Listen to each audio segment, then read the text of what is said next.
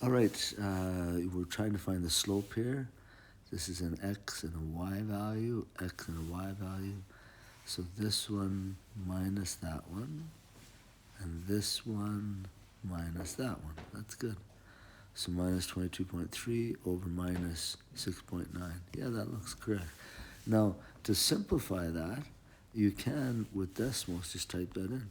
So negative 22.3 divided by negative 6.9 gives you that, and then you hit the fraction button. So it gives you the slope is 223 over 69. Yeah, so what you're doing there is correct. Good.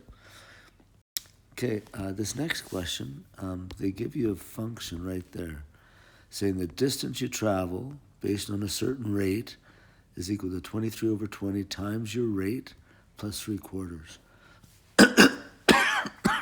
And notice that that's in the same form as that.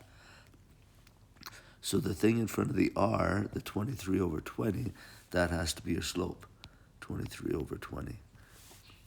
And that means, like, the slope is for every mile an hour faster, it takes 23 over 20 more feet to stop.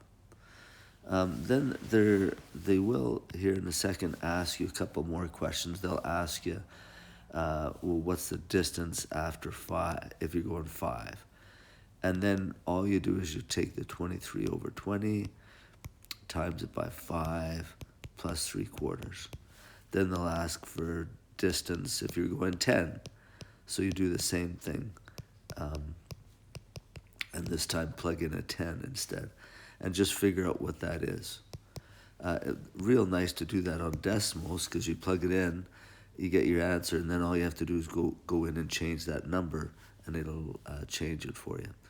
Then another question they'll ask is, what's the domain of the function? And the domain refers to what values for x can you plug in there. And probably you can't plug in a negative number, because you put in negative, that means you're going backwards. So to stop, it sort of doesn't make sense. So you probably can't plug in a negative number. And the other number you can't plug in is 0. You can't plug a 0 in, because if you plugged a 0 in, so 23 over 20 times 0 plus 3/4, 0 times anything is 0. And what that means, that would come out to 3/4. What that means is if you're going 0 kilometers an hour or 0 miles per hour, that it'll take you 3/4 of a foot to stop. But that doesn't make sense. If you're stopped, you're already stopped. So for the domain, you would do something like it has to be everything over 0. So